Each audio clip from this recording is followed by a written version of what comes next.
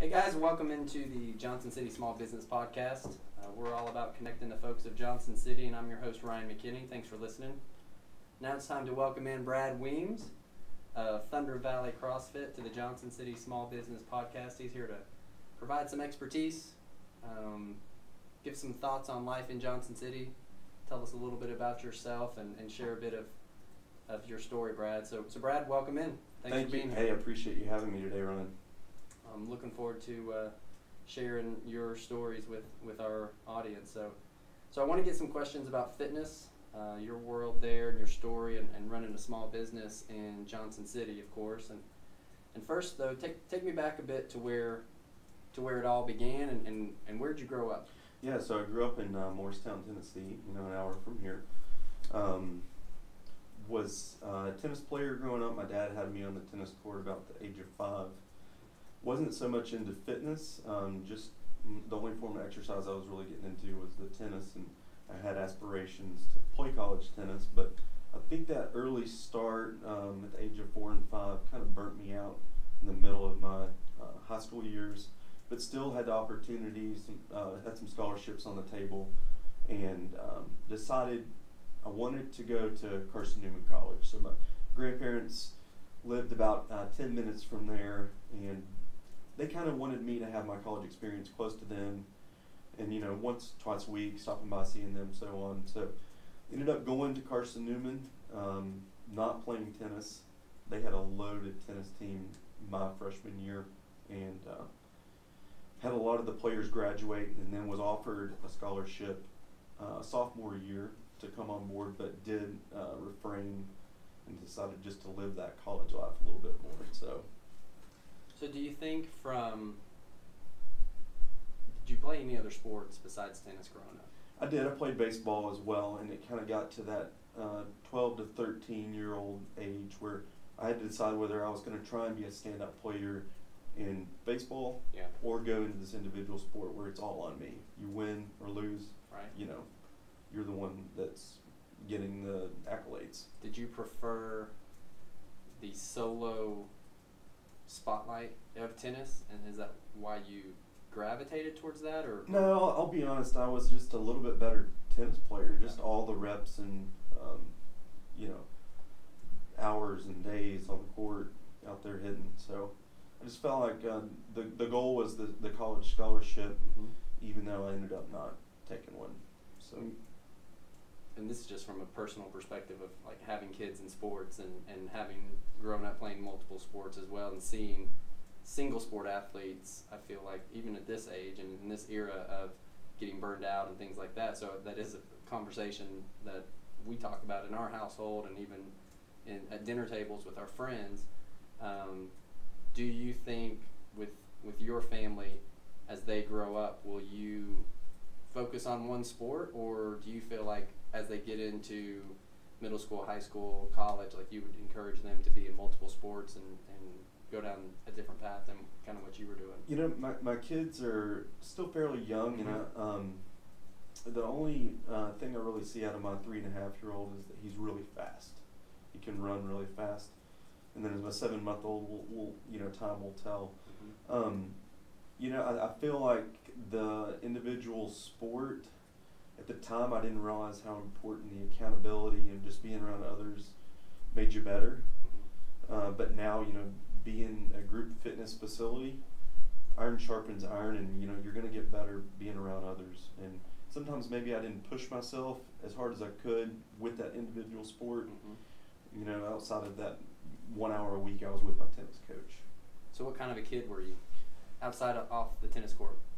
I was always a rule keeper. I never misbehaved.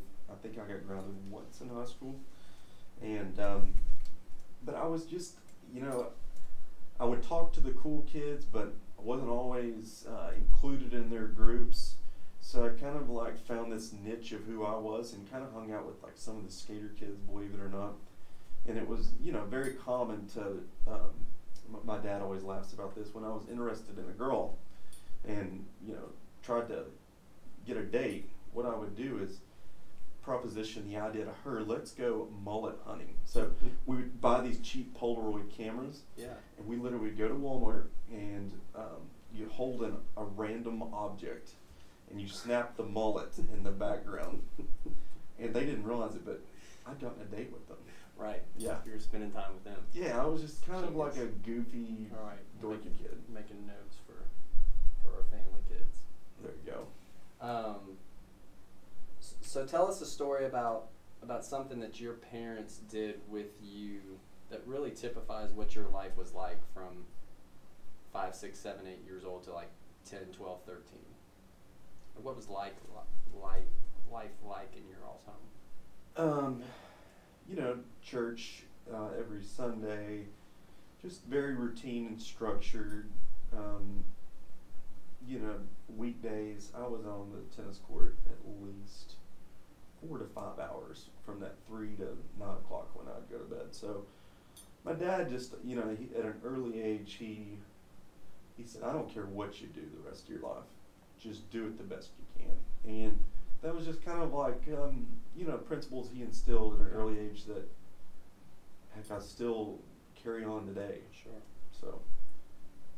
Was moving out of high school into Carson Newman part of that structure? Were they looking for the structure of a small college setting to where that structure would be in play there to kind of keep you in line and on the right path? I think so. It's only 30 minutes from where I grew up. Went to college and I didn't get into any kind of party scene in college. It was the NCAA football till 2 in the morning. And so come around midterm, first semester, the report card, the midterm reports at home that I'm averaging like a 2.3 GPA. So all of a sudden, pulled from the dorm and going home on the weekends and studying, no video games. So flipped the script and got that GP back up above a 3.0. So tell me the story about you working out in Carson Newman with one of your football buddies. All right, so I had a college roommate junior year. He was like, let's go work out. So we went to the local community center in Jefferson City. He said, I got to use the restroom. We're going to do chest today. Let's go ahead and you warm up at this 95-pound barbell, which is relatively light, being in the fitness world these days. And I'm doing 1 rep, I'm doing 2 rep, and all of a sudden that bar is coming back onto my chest. And so Gotta get a spot. It must, I don't know what happened, but he's gone for an extended period of time.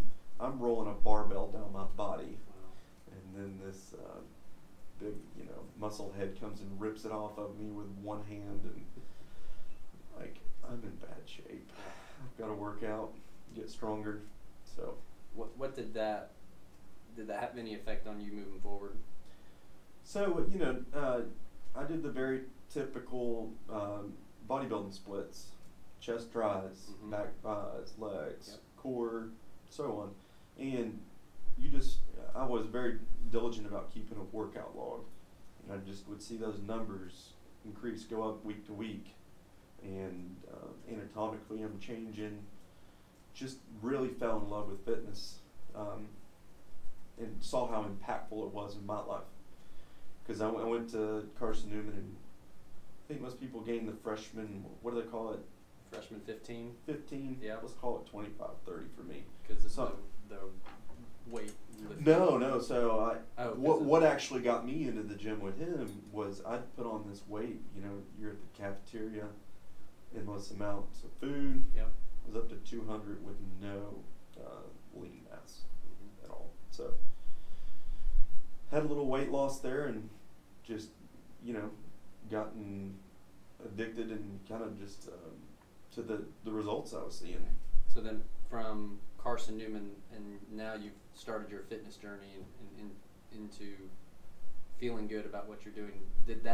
What did that lead to? Did that lead to your first role in working at a gym, or what came about from that? Yeah, so I'm in Knoxville, working a retail position. I didn't like living in Knoxville, hour away from home, kind of just took the job because I needed something after I graduated college. The only, outlet for happiness or anything in Knoxville was really working out. So I just hit a point where I was like, I need to move on from this job. So I hit up the one gym in Morristown, the National Fitness Center up there. Said, are you guys hiring for personal trainer by chance? And so came up for the day, interviewed, and I literally had got on Google, and the head trainer was like, you're going to run me through a workout. All right, so we're going to do 3 sets of 15 squats and 3 sets of 15 lunges, and then some leg extensions. I didn't have a clue what I was doing. Right. And he offered me a job. It was 8 hours a week at $8 an hour. And so that looked a lot like cleaning machines and making sure like the geriatrics weren't putting the pin at the bottom of the machine and, hurt themselves. Right. So over time though, I got to build a personal training base and became the head trainer there. So it was a process, yeah. And then from that point, where did it lead you to Johnson City? Yeah, so I was working in Morristown at that gym and had a manager that ended up moving up here to Tri-Cities Lifestyles. And I was thinking to myself, in Morristown, it's very common to get stuck there and stay there forever. And I didn't want to be part of, that population. I knew I wanted to get out, but it wasn't Knoxville. And so I did a part-time job with him up here in Johnson City, really fell in love with the area. And once I committed myself full-time up here, was able to work myself up the ranks. We had a staff of 25 trainers over there. And so I definitely wasn't the top trainer as far as monthly revenue, but was about consistently that third spot. And business partner now, Chris Rasnick, also was one of those top 4. So we eventually were like, why not do this for ourselves and, make a bigger piece of the pie. How long from the time that you guys came up here and you all were working together to when you said, you know what, let's do this, let's go? Yeah, so I started in May of 2010 at Lifestyles, and that first day of Thunder Valley's existence was January 2nd, 2013. So 2.5 years. Right. Yep. So what were you feeling personally going from built-in big 25-person staff, big facility, Lifestyles, well-known brand, to, all right, it's the 2 of us and we're gonna go chase this? So I'm very blessed and fortunate that my parents. So Chris and I used to, back in the day, do all these CrossFit competitions. I mean, I would show up at a CrossFit competition. They had double unders in the workout. I couldn't do it, and I was out there doing single unders and just being a goofball, honestly, out there on the workout floor in all retrospect. And because CrossFit was just like all about this community and it was like the new age thing, they would let you sign up in the RX division, do skilled stuff, and it was just the biggest hosh-posh and mess. But I did a competition in Morristown. Okay, so this tells you like how unwell-rounded we were as athletes back in the day. We had a 6-minute AMRAP. It was 3 full snatches at 135, and then your partner, you and your partner were also doing ring muscle ups. Okay. I couldn't snatch 95 pounds, but I did have a ring muscle up. Okay. So my partner would do the snatches, I'd do the ring muscle ups. Anyway, there's athletes next to me just cranking them out. And I had this moment where I'm hitting muscle failure. Can't do a muscle up to save my life. Yeah. Grassroots days, all of a sudden, I have a huge crowd, 30 people around me yelling, screaming for me to hit that next muscle up. And my parents were there watching and were just really impacted by it. Like, our son's failing and people are going nuts. Yeah. And so they ended up going to the CrossFit gym in Morristown a week later, started doing it together, and it really just took their marriage like to the next level. Having, at the age of 50, something to do with your spouse And my dad became such a big believer in it that he said, I'm going to help you to start this CrossFit thing. So it gave me a way to start Thunder Valley without a lot of the pressures that most business owners have. So they pretty much had a good idea of what they were getting into and what they were helping you get into, because I feel like a lot of parents are like, I don't even know what my son does for a living. Right, and you know, I think if they hadn't have had that experience in that CrossFit journey themselves, Mm-hmm. and I told them I'm going to go start a business within a warehouse and, you know, be successful, what are you doing? Yeah. You're crazy. So talk about the launch. Talk about how many people you guys launched with. I mean, how many members, like what was that inaugural opening day of January 2nd? So we were very blessed, Ryan. Chris and I, both at Lifestyles, we had a training base of about 20. And so with the transition to our facility, we were able to keep about half of those. So the way it worked out is day one, we brought 10 one-on-ones apiece, and they all wrote us a check. So we had a nice little cushion to develop the group fitness.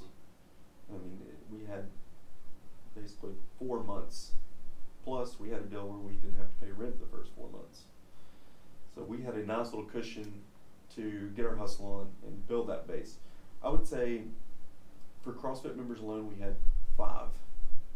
And some of the ones that weren't with Chris and I that came over, Amy Lowry, Thomas Young, and a couple others. I know I'm forgetting somebody. Sorry if I failed to mention you right now. But I think we had aspirations to have 90 members by year one, which we did hit that.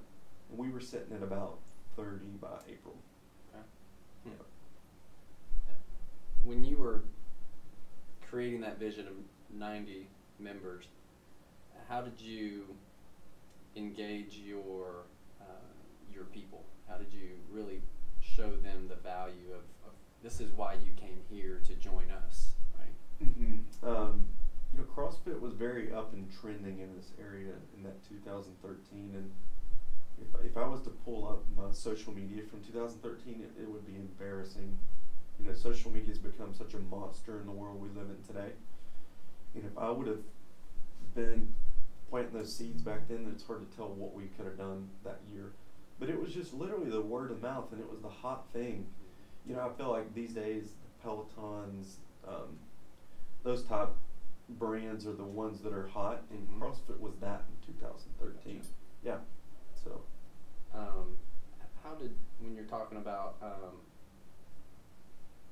working with those folks, tell me about a story about a client that over the past few years that's touched your heart, that you were like, you know what, we made a huge significant, and you don't have to name names, but you can just tell the story of what the beginning was like and then what has happened since, and maybe where, as a direct reflection of working with you guys or being at your facility, they've literally changed their life.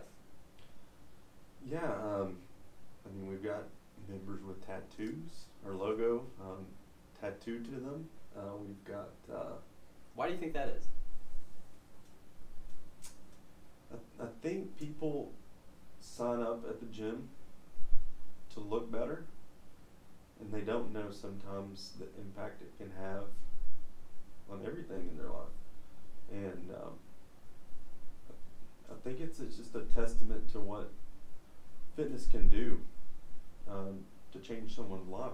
Not necessarily anything that I've done, but just like the community and the good people that are members at our gyms. So,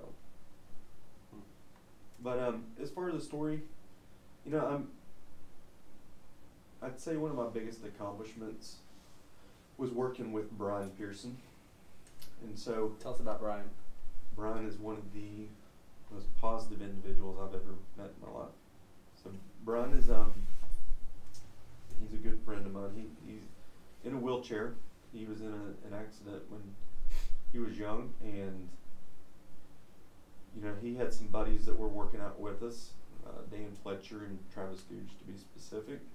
So Brian came in on a Friday and just watched them work out. And, we kind of taught ourselves how to train Brian. And yeah, because it's a different movement when you're sitting in a wheelchair versus. Correct.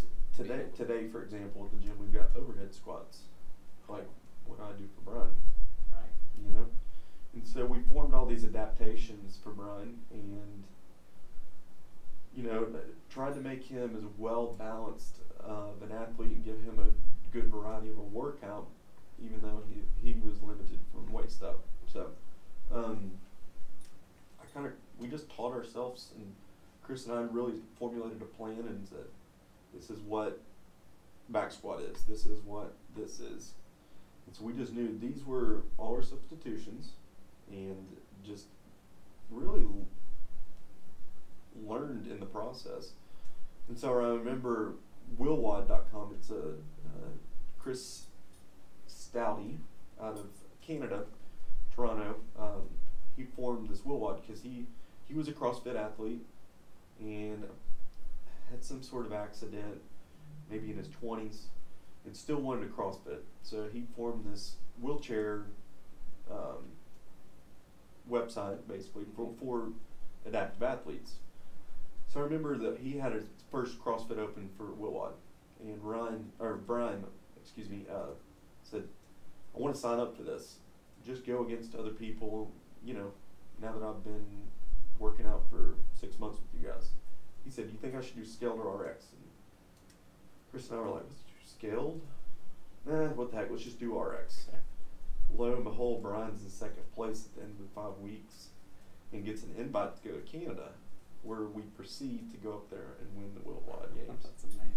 And we were talking about putting him in the scale division. Right. So, that, I think in a lot of senses, that story in itself kind of is a microcosm of like when we started the gym to where we're at now. You kind of came in living on energy, like had to learn your way, like all the business stuff behind the scenes that people don't see outside of just running a workout, to kind of where we're at today. Not that we're any kind of big time champion by any means, but sure. Yeah. So I see that in business a lot of times there's the models and the systems, kind of like that back office and Yep. how we're going to make this work, and then there's technology from any business, whether it's a piece of paper and a pencil or social media, and then of course people, whether it's you have people that as business owners or as your employees or as your partners or as mentors outside of the industry. So can you touch on that real quick, like from a business perspective, from models and systems, where do you guys lean into a model or a system to make sure that you guys are operating at max efficiency and you guys are really running a playbook that makes your gym not only efficient financially, but also from a perspective of we want this to be the best consumer experience that we can get? Right, so there's a lot of things that go into that. So we brought on our Wodify software at the end of 2013 as the gym was up to about 75, 80 members. And so that's good because it gives us a lot of reports and metrics that help us with how clients are doing, from a performance standpoint, but then also when was the last time Ryan was in with us and how many times does he average a week? And then it even tells us, okay, Ryan averages 3 times a week, but for the last 6 weeks he's trending downward. He's only been coming in 2.2 times a week. So that's when we'll contact our members, give pep talks and whatnot. And so Wodify's really been a game changer. And then just allocating roles to all of our employees within the facility. Tell me about that. Yeah, so, we developed this Fit Club program back in 2017, and for the first time really in the gym, I had to be over something, but allocate all the responsibility to someone else. So for me, finding someone I trust, that I believe is going to do it right, was a big deal. And so from there, now these days I'm allocating all the programming to Josh King, and he's collaborating with Ben Plotnicki, who just came on, who was a head coach at CrossFit K-Town, who owned his own facility at some point. And so as the business has grown, you keep allocating different responsibilities. I'm still in charge of the social media presence for the most part, books, all that kind of stuff. So, how do you hold your team accountable? Through communication, but I mean, I'll be honest. The business is just such a enjoyable place to be that I think people always want to give their best effort. You know, there's not too much slacking off when it comes to our employees because they want to give the members the passion they have for, you know, the sport and the fitness that they enjoy themselves. Right. So we were talking about Brian and really a great story about a client that touched your heart. Now, tell us the story about one of your clients who literally touched your heart. I think her name's Ashley. Yeah. And tell our listeners about the story of, you know, having just a small group of members, and then the question that you had on your brain of like, all right, am I going to lose one of my members if this doesn't work out? Yeah. So let's do a little bit of backtracking. So you know the mullet hunting. Yeah. That was my high school tactic with getting dates. Okay. So once I got into personal training, and specifically over at Lifestyle, Ashley won a free session with me. And so for those of you listening, he did air quotes right there. So she air quoted won a free session with me. Yeah, so you know, I took one for the team over at Lifestyles and trained this girl. Okay. And so anyway, I was like, you know, how about this? I'll train you for free, and you just send me your friends when they start asking you, you know, I see your arms are getting chiseled, or this and that. Just send me referrals. So Okay. she was down for it. This was over at Lifestyles 2012. And one day I texted her and I said, hey, when are you coming in for your next session? She goes, I gotta be honest, I'm not sending you any referrals and I feel guilty about it. So I'm just gonna, you know, we'll just put this on hold right now. And you got rejected. I'm just trying to like get time around you. Right. And so anyway, Chris and I opened the gym. I put up a post thanking the Lifestyle Center for having me on board. She goes, where are you going? So I'm starting this own business of mine. Well, tell me about it. Well, just come try it out. Okay. So we had our first month projection, 10 clients is our goal for January 2013. And she comes the first week, says, I love it. She said, I went over to Lifestyles. My membership's up. I'm canceling it. Awesome. So Chris and I, that first year we were open, every Thursday, business meeting. So we sit down, having dinner one night. I said, Chris, I've got to talk to you about something. We're doing pretty good. We got 7 members at the gym, and we're shooting for 10 this month. Said, can I ask one of those members on a date? He's like, bro, we're at 7. It's like 12, 13% of our membership base. Right. Whatever you got to do, man. Whatever you got to do. Right. So rest is history. That's great. That's my wife now. I love that story.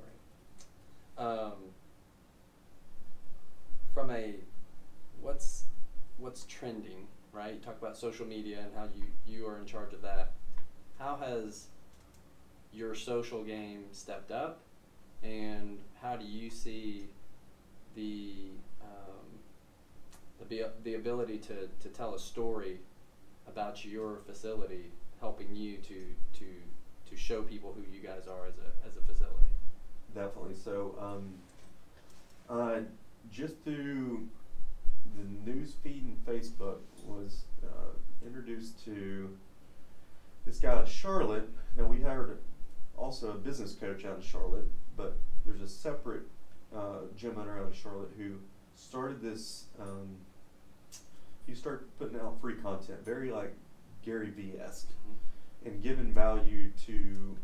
He niched himself down to CrossFit gym owner, small business gym owner. So started watching his stuff and went over to Charlotte in October, learned that just from daily podcast, blogs, and putting free content out, he is making $250,000 a year in addition to whatever the gym is bringing in. So just getting content out there is so valuable. So last year about this time I was into experimenting with vlogging, and I really enjoyed it. It's just the back end editing of all that is just so time consuming. If you're going to do it right, it takes about an hour to do it every minute of video you have. So for example, a 15-minute vlog would be 15 hours of editing. If it's going to be crisp, music sync up with whatnot. So what's trending right now? This right here, podcasting. And I like having Market Street Media to come down to, because now it's an appointment I have. Right. It's me going to a place. It's no different than the members coming to the gym. You know, I have somewhere to go. That, not that Leighton or Drew hold me accountable to come down here, but it gets me out of the gym, and it you know, I've got a place to go and opportunity to tell stories. And with my podcast, I'm looking to share client experiences and origin stories, and then collab and learn more about maybe some business owners that we have within the facility, and even like just drop knowledge bombs on our members, and just keep the members and the community engaged with Thunder Valley, and you know, just that extra communication. Right. So what is the name of your podcast? So it is the Better Everyday podcast. And where are your conversations leading you during those? Are you able to get into the fitness bombs, as you were saying, to be able to create that content that your business coach was talking about? Is that helping you in that realm? Yeah. So when people are watching something, they want to be entertained or they want to be educated. So that's my objective with all these podcasts. Yeah. And I'm trying to figure out what works and what's going to gain the most viewership and listens and whatnot. So I'm kind of flip-flopping podcast to podcast, episode to episode, to see, you know, what people like. So to other small business owners who are considering podcasting, considering creating content, I think LinkedIn right now for organic reach is a huge opportunity. Right. At the same time, I think there's some apprehension, right? I know it was for me when I was looking at starting a podcast of how am I going to set all this up, and then lo and behold, you know, Market Street Media comes along, and Boom. It's like, this is a great game changer. Correct. From a small business owner who maybe has 2, 3, 4 employees to the 50 employee guy who's concerned about, man, I don't know what to say. I don't know how to create content. I don't know what my voice is in this world in order to give value to clients outside of your industry. What kind of encouragement or what kind of advice can you give to a small business owner who's saying, how do I just get started creating content? Just video, type, talk, whatever, and post. You know, you'll find out if people are liking it or not, and then if you're not getting the viewership or listen, you pivot and you give them something else. Right. And so just frequency, you know, you got to keep posting. We all know that one person that's on our feed, regardless of what social media app that is, that constantly posts, and maybe they get on your nerves, but at the same time, you've got that one that you always are like, that person posted, I'm excited to see what they're telling me next. Yeah. And so you just got to get to the point where, you know, you quit worrying about the public opinion and what people are going to think, and just get out there. So. Yeah, I think that's where, from my perspective, getting over a hurdle of prejudging myself of what people are thinking of what I'm sharing, and really it's become less of a what do I have to generate or create, and more of just documenting, like, man, I read a great quote in a book today, or hey, I heard this clip, or I was having a conversation with another business owner, and you know, I thought this was extremely impactful. Right. To where then you can show value to people and really start to create a brand, no matter if you're in real estate or fitness or tractor supply or medicine, in order to let people know who you are. Would you see and agree with the fact that with the podcast era and with social media, we have started to take on the ability to be our own media company? Without a doubt, and I feel like that's the trend of the future. Yeah. And so, instead of paying those high marketing dollars to get on a commercial or whatnot, you can start your own, and it doesn't cost anything. Right. Yep. So you said Facebook. Yep. Podcast, obviously. What other social media channels do you frequent? Do you utilize in your business?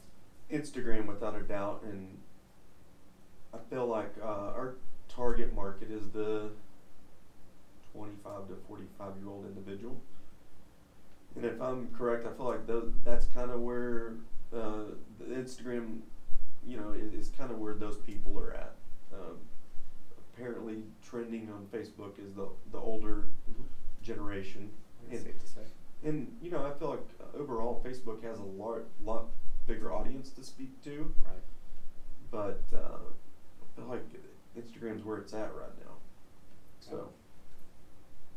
Kind of diving into the micro world of your industry. Mm-hmm. What's trending there that you're seeing your industry start to evolve or make changes and move forward, and how are you guys attempting to be a part of that? Technology, just like everything else in the world, Yeah. has come to fitness. And you see it with Peloton. You see it with, there's YouTubers that literally are in a space about this big, recording and doing a workout live, that people are either live, watching live, or doing that workout by day's end. I mean, I hear stories of, there's one girl that apparently will get 125,000 watches in 24 hours, who's doing a workout online. So I think even though we're brick and mortar, we have opportunities to bring that technology piece to Thunder Valley, and I've talked about down the road possibly having a program. Let's say our schedule is just not feasible for you anymore, Ryan. Right. So we sell an individual an ab mat and a torpedo, and they follow our Fit Club programming, and they literally can do that workout because it doesn't require a rig, barbell, or a lot of equipment. They can do that in the living room while their baby's right next to them. Okay. So, when you think about your business, what's your value proposition to your clients? Like, why do people join you in their fitness journey? well, it's like I said earlier. People sign up because they want to feel better, look better, and then they get all the perks that come with it, with your friends and social events and all those things. So they come in with goals of looking better, but they get a lot more than that once they dedicate themselves to the program and the facility. So, what have you learned about yourself that really makes you feel good about who you are, or what's important to you? That just giving a client a little bit of motivation, a pep talk, a good job, you're doing well, can go a long way. Yeah. We're about to wrap it up. I've got a couple rapid fire questions that I just like to throw out at people, because I do like this to be somewhat of a local podcast and have a local flair to it. So really quick, just a couple of questions. Number one, where's your favorite place to eat in Johnson City? Ashley and I are so bad about finding one place and just wearing it out, and that's been Southern Craft here lately. It's been like any opportunity we get away from the kids, or we don't have to take a screaming 3-year-old, we're at Southern Craft. Tell people about that. What are you ordering there to eat? The barbecue's awesome, and she likes, I think it's some kind of taco that's real good. Okay. So, tell me 2 or 3 businesses in Johnson City that you frequent that when people say, hey, I'm looking for one of these, that you automatically say, yeah, you need to go talk to this guy or this gal at this business? There's a lot of good businesses in town. Tell me your favorite, where do you go to get your car fixed? Where am I going to get my car fixed? Last week it was Free Service Tire. Yep. Even though Mr. Wexler is no longer the boss man That's over right. there, I like using them. But I'll tell you this, I am looking into this mobile oil change guy that I keep seeing promoted. That seems like a very interesting Concept. yes, and I think that's, I talk about the technology piece and how it's been a game changer. I think you're going to see a big spike in convenience when it comes to customers. Like I know my neighbor and business owner, Randy Almazor, that owns C.S. McCullough's. Yep. He's talking about a barber shop that's mobile. So literally would just show up at the gym and cut my hair, and then whatever members need one. So I think we're trending towards that. I agree. Not that I can take barbells and go, do a pop-up workout anywhere. Yeah, but utilizing technology, like you said, Yes. could do that as well. Without a doubt. Well, Brad, that wraps up our time together here today on the Johnson City Small Business Podcast. I'd like to thank you for investing your time with us today. It's been a treat. Where can people go to find you and find your business and possibly connect with you? Yep, so you can find me on Instagram at BRWeems, and then Thunder Valley Fitness is our handle for the gym. We have sub-handles for our different programs within the facility, Thunder Valley Fit Club, and then Thunder Valley Burn. Also on Facebook is Thunder Valley Fitness. So. Okay. And I'd like to thank the listener for dropping into the show today. Please subscribe to the podcast. Special thanks to Market Street Media and our sound engineer, Leighton Hart, who's responsible for romancing your ears every single week. So this is the Johnson City Small Business Podcast. I'm your host, Ryan McKinney. And until next time, keep living your life by design.